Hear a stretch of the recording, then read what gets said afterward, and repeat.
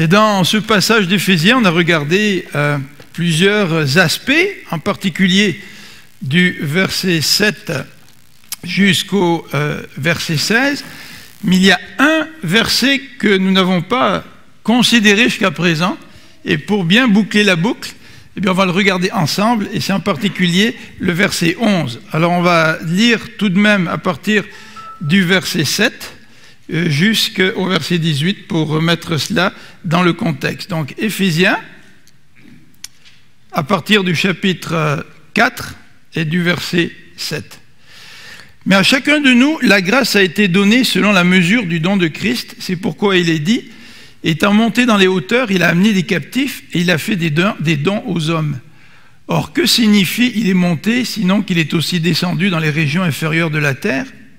Celui qui est descendu, c'est le même qui est monté au-dessus de tous les cieux, afin de remplir toutes choses. Et il a donné les uns comme apôtres, les autres comme prophètes, les autres comme évangélistes, les autres comme pasteurs et docteurs, pour le perfectionnement des saints, en vue de l'œuvre, du ministère et de l'édification du corps de Christ, jusqu'à ce que nous soyons tous parvenus à l'unité de la foi et de la connaissance du Fils de Dieu, à l'état d'homme fait, à la mesure de la stature parfaite de Christ. Ainsi, nous ne serons plus des enfants flottant et emportés à tout vent de doctrine par la tromperie des hommes, par leur ruse dans les moyens de séduction. Mais en professant la vérité dans l'amour, nous croîtrons à tous égards en celui qui est le chef, Christ. C'est de lui et grâce à tous les liens de son assistance que tout le corps bien coordonné et formant un solide assemblage tire son accroissement selon la force qui convient à chacune de ses parties et s'édifie lui-même dans l'amour. Alors, je vous invite avec moi à faire un petit résumé de ce passage. Le passage au verset 7 met l'accent sur la grâce qui est donnée à chacun d'entre nous. Et le verset 8 et suivant nous parle de Christ qui est comparé à un vainqueur qui distribue son butin. Et comme un vainqueur qui distribue son butin, ben le Christ qui a vaincu la mort distribue maintenant à son Église des dons. Et au verset 11, nous avons la liste des dons que le Seigneur, ou de certains dons que le Seigneur a distribués à l'Église pour que l'Église puisse se construire, pour que l'Église puisse s'édifier. Et le verset 12 donne des raisons pour lesquelles le Christ a donné des dons à l'Église. Le verset 12 nous dit que ces dons sont donnés pour le perfectionnement des saints, c'est-à-dire pour que les saints deviennent de plus en plus habiles pour effectuer l'œuvre du ministère. Vous voyez au verset 12, pour le perfectionnement des saints en vue de l'œuvre du ministère et l'édification, la construction du corps de Christ. Donc les dons sont donnés par le Seigneur, non pas pour que les gens qui reçoivent les dons les accomplissent et que les autres les regardent, pour qu'il soit un show, et puis que tout le monde applaudisse en disant bah, « ils sont bons, ils ont des dons », tu sais. Mais au contraire, les dons sont donnés pour que chacun des chrétiens puisse être équipé pour que nous tous, nous puissions bâtir l'Église. Alors ça, c'est évidemment l'idée centrale du passage. Et bâtir l'Église, qu'est-ce que c'est? Bâtir l'Église, c'est que nous parvenions tous à la maturité. La vie chrétienne, c'est une vie de croissance. Et un chrétien, c'est celui qui grandit dans le Seigneur. Et normalement, je devrais davantage ressembler à Jésus-Christ aujourd'hui qu'il y a 2 ans en arrière, ou 5 ans en arrière, ou 20 ans en arrière, si ça fait plus de 20 ans que je lui appartiens. Donc l'objectif de ces dons, c'est d'aider à la croissance et à la ressemblance de Christ qui se forme dans le cœur de chacun de ses enfants. Et ce passage termine par cette belle image. Tout le corps, bien coordonné, tire de Christ la force dont chacune de ses parties a besoin. Donc Paul termine par cette image du corps qu'il a d'ailleurs utilisée dans l'épître aux Corinthiens. On va regarder ensemble ce verset 11. Qu'est-ce que Dieu ou qu'est-ce que Christ a donné à l'Église pour pouvoir édifier l'Église, pour que l'Église puisse être équipée, pour que les membres puissent assumer les ministères et participer à la construction de l'Église? Eh bien, il a donné des dons spirituels qui sont variés et il y en a 5 qui sont cités à partir du verset 11. Alors on va regarder ces 5 dons ensemble. Variété des dons spirituels. Le premier de ces dons, c'est celui d'être apôtre. Vous voyez, au verset 11, il a donné les uns. Donc déjà, les uns sous-entend que ce n'est pas tout le monde qui est équipé de cette manière-là. Ce n'est pas tout le monde qui a les dons qui sont énumérés ici. Les uns comme apôtres, tout le monde n'est pas apôtre. Ensuite, les autres comme prophètes. Ensuite, d'autres comme évangélistes. Et pour terminer, les autres comme pasteurs et docteurs. Alors on va regarder ces dons sous 4 entrées différentes. On va d'abord parler un petit peu des apôtres. Qu'est-ce que c'est que des apôtres? Qu'est-ce que c'est que des prophètes par la suite? Qu'est-ce que c'est que des évangélistes? Et qu'est-ce que c'est que les pasteurs docteurs? Alors les apôtres, les apôtres. Qui sont ces gens-là? Quel est le sens général de cette expression, les apôtres? Et en fait, le mot apôtre est utilisé une fois dans la Bible et on pense que ça peut s'appliquer dans ce verset, dans Jean 13, verset 16, que ça pourrait s'appliquer à tous. Mais en général, les apôtres, le terme apôtre n'est pas utilisé pour les membres d'Église ou les chrétiens ou les fidèles dans le Nouveau Testament. Les apôtres, par contre, désignent un terme qui renvoie aux envoyés des églises. Vous avez un exemple dans 2 Corinthiens, au chapitre 8, verset 23. On va lire ce passage, 2 Corinthiens 8, 23, où dans ce texte, l'expression apôtre est employée pour désigner des envoyés des églises. Alors, les églises envoient des gens. Alors, 2 Corinthiens 8, au verset 23. 2 Corinthiens 8, verset 23. Le texte nous dit ceci. Ainsi, pour ce qui est de Tite, il est notre associé et notre compagnon d'œuvre auprès de vous. Et pour ce qui est de nos frères, ils sont les envoyés des églises, la gloire de Christ. Alors le mot envoyé ici, c'est le mot apostolos, apôtre. Ce sont des envoyés. Alors ces envoyés-là avaient différentes missions. Les églises leur confiaient différentes missions. Donc le terme apôtre, de façon plus générale, est employé pour désigner les envoyés des églises, à qui ces mêmes églises locales ont confié des mandats.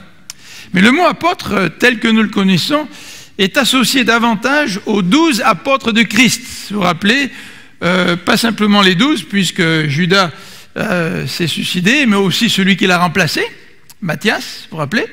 Et aussi, Paul et Jacques ont le statut d'apôtre. Et dans Éphésiens, au chapitre 4 et au verset 11, la plupart des commentateurs pensent qu'il s'agit ici des apôtres de Christ et des gens comme Paul, comme Jacques, ou les 12. Alors, on va regarder qui sont ces apôtres d'après Éphésiens, d'après ce que dit l'apôtre Paul. On va regarder qui sont ces gens-là. Alors, dans Éphésiens au chapitre 4, et dans le contexte du livre de Éphésiens, on sait que les apôtres, ils ont une autorité particulière. Et en fait, quand on regarde 2 passages dans Éphésiens, le chapitre 2, chapitre 3, on va y tourner dans quelques instants, on va voir qu'ils ont une autorité vraiment particulière, ces apôtres-là. Mais les apôtres, ceux qui ont suivi Jésus, et même Paul, et même Jacques, ces apôtres, pour être apôtres, devaient répondre à 2 critères. Le premier critère, c'est d'avoir été des témoins oculaires de la résurrection de Jésus-Christ. Ils devaient avoir suivi le Seigneur et être les témoins oculaires de la résurrection de Jésus-Christ. Ce sont ces critères-là qui ont guidé le choix ou le remplaçant de Judas dans les actes, au début des actes des apôtres. Alors, ces apôtres-là avaient une crédibilité du fait qu'ils étaient des témoins de l'œuvre de Christ et notamment de sa résurrection. Mais au chapitre 2, au verset 20 d'Éphésiens, Paul parle des apôtres et nous dit ceci, en parlant aux chrétiens, « Vous avez été édifiés sur le fondement des apôtres et des prophètes. » Vous avez été édifiés sur le fondement. Donc, les apôtres, ce sont des gens qui contribuent à placer le fondement. Ce n'est pas n'importe qui place le fondement. ce sont les apôtres. Et évidemment, le fondement vient de l'enseignement des apôtres. Ils ont connu le Christ, du témoignage des apôtres envers le Christ, du témoignage envers sa résurrection. L'Église a été fondée là-dessus. L'Église, ce n'est pas une institution qui est le fruit d'une réunion d'un CA avec 12 personnes, dont le président du CA aurait été mis à mort et serait parti, et quelques leaders comme Paul et Jacques auraient pris le leadership de ce CA, puis ils seraient réunis, puis ils auraient fait un plan là, sur 20 ans, comment débuter une église, comment la développer, comment l'amener à maturité. Non, le fondement de l'église, ce n'est pas du tout un fondement de type administratif. Le fondement de l'église, il vient des apôtres qui sont des témoins oculaires. Ils ont vu le Christ, ils ont entendu parler du Christ, ils l'ont suivi, ils l'ont vu mourir et ils l'ont vu ressusciter. Donc ce sont des témoins qui ont une puissance dans leur témoignage. Et c'est la raison pour laquelle ces apôtres ont une autorité toute particulière, parce qu'ils sont appelés, ils ont été appelés à poser les fondements de cette Église, de ce peuple de Dieu, au travers de leur prédication. Mais au chapitre 3, verset 5, il est question encore de ces apôtres qui ont une autorité particulière. Il est dit au chapitre 3, verset 5, « Il n'a pas été manifesté au Fils des hommes, c'est-à-dire le mystère dont il est question, dans les autres générations, comme il a été révélé maintenant par l'Esprit aux saints apôtres et aux prophètes de Christ. » Encore une fois, Paul nous dit que les apôtres ont une autorité particulière parce que Dieu leur a révélé un mystère. Un mystère que les croyants dans l'Ancien Testament ne connaissaient pas. Et dans les semaines passées, nous avons vu qu'est-ce que c'était ce mystère. Ce mystère, c'était la fusion des Juifs et des païens dans ce qu'on appelle maintenant le nouveau peuple de Dieu dans l'Église. Et on a bien développé cela il y a quelques semaines. On a souligné la séparation qui existait entre les Juifs et les païens. Il y avait un mur de séparation. Les Juifs et les païens ne se côtoyaient pas. Les Juifs n'allaient pas manger chez les païens. Il y avait vraiment une séparation. Les Juifs pensaient qu'ils étaient le peuple élu, choisi de Dieu. Eux avaient ce privilège, mais les autres, c'était des païens. Et même si les Juifs faisaient des prosélytes, les prosélytes n'étaient tout de même pas tout à fait des Juifs. Et voilà que le Christ vient, il meurt sous la croix, il ressuscite. Et dans Acte 2, vous connaissez la prédication de Pierre, cette prédication qui a amené 3000 conversions, puis cet évangile qui a été ensuite annoncé aux Samaritains, les ennemis des Juifs d'un point de vue religieux. Cet évangile qui est annoncé à Corneille, un Romain, c'est un païen. Et cet évangile qui veut incorporer au sein de l'Église les gens de toute langue, de toute confession, pas de toute confession, de toute langue, de toute nation, pour en faire le peuple de Dieu. C'est ça le mystère. Et qui a révélé le mystère? Qui a expliqué cela? Ce sont les apôtres. Donc les apôtres ont une autorité tout à fait particulière. Et la question que nous pourrions nous poser aujourd'hui, en lisant ce texte, si Dieu a donné des dons à l'Église pour aider à la construction de l'Église, se pourrait-il qu'il y ait encore des apôtres aujourd'hui?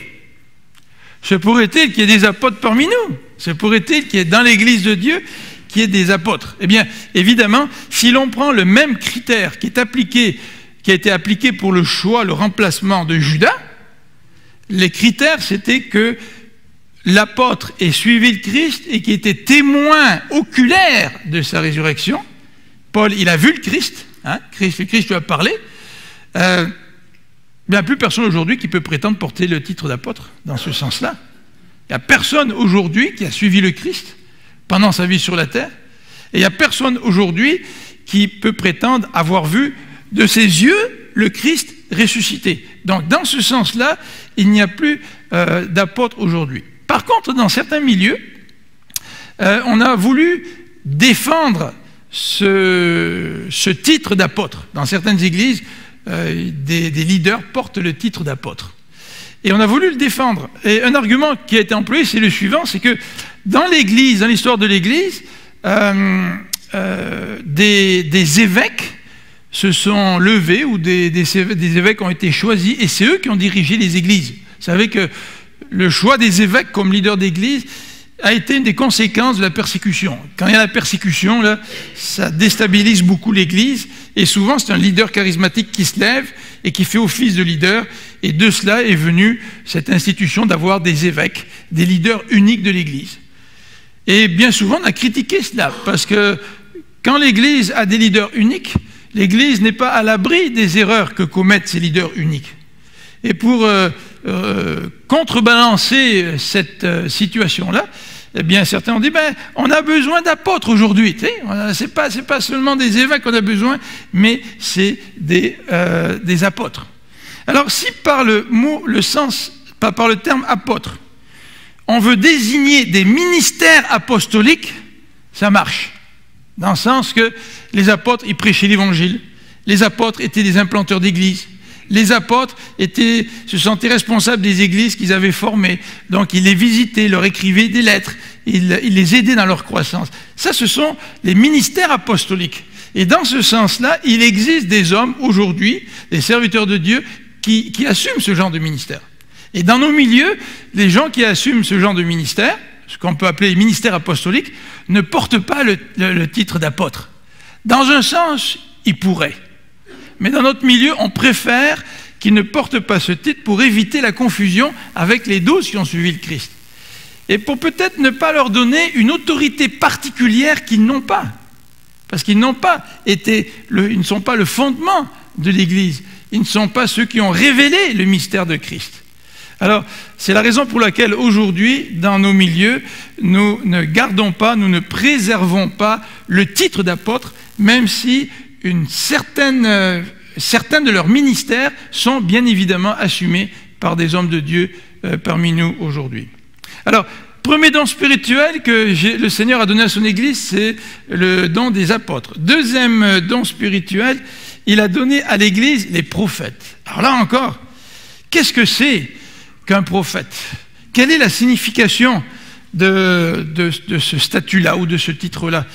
On va regarder donc le sens de prophète dans l'Ancien Testament, notamment à travers un texte dans Jérémie 23, puis je vous invite à tourner avec moi dans Jérémie 23, et on va regarder le sens dans Éphésiens 4, et on va se poser la question, existe-t-il des prophètes aujourd'hui?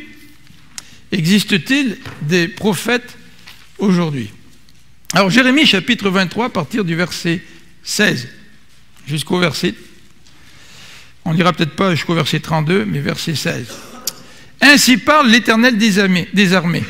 N'écoutez pas les paroles des prophètes qui vous prophétisent. Et ils vous entraînent à des choses de néant. Ils disent des visions de leur cœur et non ce qui vient de la bouche de l'Éternel. Ils disent à ceux qui me méprisent, l'Éternel a dit, vous aurez la paix. Et ils disent à ceux qui suivent les penchants de leur cœur, il ne vous arrivera aucun mal. Qui donc a assisté au conseil de l'Éternel pour voir, pour écouter sa parole? Qui a prêté l'oreille à sa parole et qui l'a entendu? Alors voyez-vous, ici, il est question de faux prophètes. Mais dans cette description de faux prophètes, le Seigneur donne une description de qu'est-ce que c'est qu'un prophète. Les faux prophètes prétendent à quoi? Ils prétendent avoir entendu la parole de Dieu. Ils prétendent avoir vu, parce que le mot prophète, au début, était traduit par celui qui voyait. Et en fait, dans ce texte, au verset 16, il est dit que ces faux prophètes disent des visions qui viennent de leur cœur. Ce n'est pas des visions qu'ils ont eues auprès du Seigneur. Vous savez? Donc le prophète, c'est aussi le voyant, celui qui voit la parole de Dieu, celui qui entend la parole de Dieu, et c'est celui qui apporte la parole de Dieu. Alors on pourrait rassembler tout cela dans une expression. Le prophète, c'est le porte-parole direct, qui vient directement de Dieu, envoyé directement par Dieu. C'est la raison pour laquelle les prophètes de l'Ancien Testament, ils introduisaient souvent leur parole en disant « Ainsi parle l'Éternel ». Et comme ils ne parlaient pas le français, ils ne faisaient pas comme nous, mais nous on dirait « deux points, ouvrez les guillemets ». Alors, deux points, ouvrez les guillemets, qu'est-ce que ça veut dire? Ça veut dire qu'on fait une citation exacte des paroles de quelqu'un. On n'interprète pas. On rapporte exactement les paroles de quelqu'un. Et les prophètes dans l'Ancien Testament rapportaient directement les paroles de Dieu. Alors évidemment, quand quand on regarde le Nouveau Testament ne reprend pas ce rôle-là parmi l'Église. Le Nouveau Testament ne nous dit pas, aujourd'hui, il y a des hommes, des femmes qui sont prophètes et qui peuvent se lever en disant, ainsi parle l'Éternel, puis vous déclarez ce que l'Éternel dit. Dans ce cas-là, il faudrait rajouter toutes les paroles de l'Éternel à la Bible. Et ce n'est pas le cas. Vous savez que la révélation de Dieu se termine avec l'Apocalypse. Donc aujourd'hui, il n'y a plus de prophètes comme dans l'Ancien Testament. Mais dans ce cas-là, que signifie Éphésiens 4, verset 11 ? Éphésiens, au chapitre 4, verset 11, qui nous dit « Dieu a donné les autres comme apôtres, les autres comme prophètes ». Alors pour nous aider, on va regarder le contexte d'Éphésiens. On va revenir à ces deux versets clés. Dans Éphésiens, au chapitre 2, verset 20, nous venons de le lire, Paul dit « Vous avez été édifiés sur le fondement des apôtres et des prophètes. » Donc, dans le Nouveau Testament, en tout cas au temps de Paul, il y avait des gens qu'on appelait apôtres, qui plaçaient le fondement. Il y avait des gens qu'on appelait apôtres, qui non seulement plaçaient le fondement, mais qui ont révélé le mystère de Christ. Mais il nous dit qu'à côté des apôtres, il y a aussi des prophètes. Regardez Éphésiens 3, verset 5. Il n'a pas été manifesté aux fils des hommes dans les autres générations, comme il a été révélé maintenant par l'Esprit aux saints apôtres et prophètes. Alors, ce que dit Paul ici, c'est que les prophètes ont la même responsabilité ou participent à la même tâche que les apôtres, c'est-à-dire établir le fondement de l'Église et être des agents de la révélation du mystère de Dieu. Alors la question se pose pour nous, là. Est-ce qu'il y a des prophètes aujourd'hui? Est-ce qu'il y a des prophètes aujourd'hui qui peuvent poser le fondement pour l'Église et qui peuvent être des agents de révélation? Bien, on va donner la même réponse que tout à l'heure. Il n'y a pas de révélation supplémentaire à celle de la parole de Dieu. Donc dans ce sens-là, dans l'Église aujourd'hui, il n'y a pas de prophètes qui ont cette capacité de poser le fondement. Le fondement a déjà été posé. Nous avons la parole de Dieu, c'est ça le fondement. Et le mystère de l'Évangile, de cette union des païens et des Juifs dans le peuple de Dieu, et que le peuple de Dieu rassemble des gens de toute langue et de toute tribu, on n'a pas besoin de prophètes pour nous le révéler, ça a déjà été révélé. Mais existe-t-il des prophètes parmi nous aujourd'hui? Alors, le Nouveau Testament parle de prophétie. Et c'est un petit peu difficile de répondre de façon exacte à la question. Alors, voici un petit peu un résumé de ce que l'on comprend comme prophète aujourd'hui parmi les évangéliques. Premier élément, nous associons souvent les prophètes à ceux qui ont du discernement qui leur permet de bien comprendre le texte biblique. Et quand tu comprends bien le texte biblique, tu peux être le porte-parole de Dieu parce que tu expliques le texte biblique. Mais ce n'est plus être porte-parole de Dieu comme lorsque tu as une vision là où Dieu te parle, puis là tu peux dire « Ainsi parle l'Éternel », ouvrez les guillemets.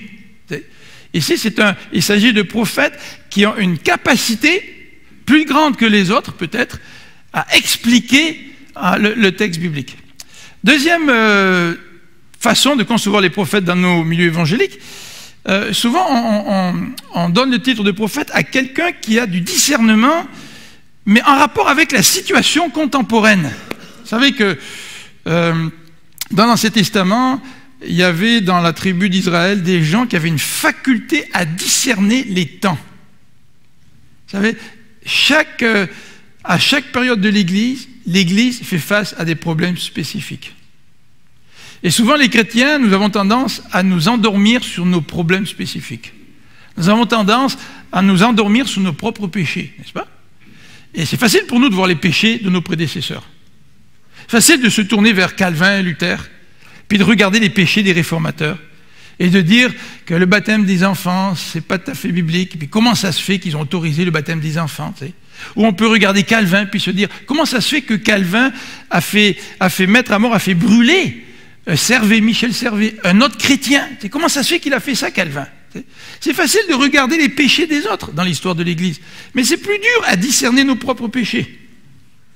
Il y a quelques années, John White a écrit un livre. C'est un psychiatre chrétien, auteur chrétien, qui a été responsable des GBU en Amérique latine avant de revenir au Canada pour continuer à exercer comme psychiatre dans l'Ouest. Il a écrit un livre intitulé « Le veau d'or ». Et dans ce sens-là, John White a une voix prophétique. Parce qu'il a mis l'accent sur un des problèmes fondamentaux de nos sociétés occidentales, celui du matérialisme. Et quand nous sommes plongés dans le matérialisme, nous avons des difficultés à voir notre propre problème relié au matérialisme. Et on a besoin de gens qui ont du discernement pour montrer à l'Église quel est son propre péché aujourd'hui dans son contexte contemporain. Alors, plusieurs chrétiens pensent que le terme prophétique s'applique à ce genre de personnes. Et évidemment, si nous voulons avoir une base biblique, eh bien nous pourrions regarder dans 1 Corinthiens 14, verset 3, dans lequel l'apôtre Paul parle du don de prophète, du don de prophétie. Et il dit que celui qui a le don de prophétie, c'est quelqu'un qui exhorte, c'est quelqu'un qui édifie, et c'est quelqu'un qui console. Alors je ne pense pas que Paul arrive en donnant un titre dans Corinthiens, mais il parle de ce que c'est que la prophétie. Alors dans nos milieux, on n'a pas vraiment de titre associé à cela. Dans nos milieux, on n'arrive pas en disant, ben là, telle personne exhorte, là, on va lui donner le titre de prophète. En fait, je pense que dans nos églises, les titres, c'est pas très important. Ce qui est important, c'est le ministère. Et que si quelqu'un a reçu de Dieu le don pour consoler, ben qu'il console. Qu'il console ceux qui sont dans la peine. Qu'il visite ceux qui sont malades. Que celui qui a le don d'exhorter, d'encourager, bien qu'il fasse avec amour.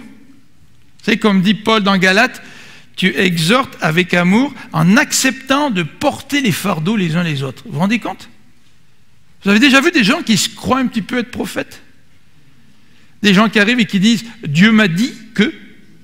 Tu n'as pas besoin de dire « Dieu m'a dit que » quand tu utilises la parole.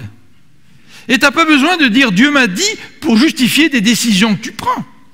Si dans ta vie, tu as envie de servir Dieu dans tel ou tel domaine, tu n'as pas besoin de dire « Dieu m'a dit ». Dieu met en toi des dons, des capacités, des inclinaisons. Alors vas-y, sers Dieu selon tes dons, selon tes capacités. Tu n'as pas besoin de dire « Dieu m'a dit ». Vous savez, souvent quand on dit « Dieu m'a dit », c'est peut-être une façon de clouer le bec aux autres pour que les autres ne puissent pas nous dire ben, ce que tu fais, c'est peut-être pas la meilleure idée, tu sais.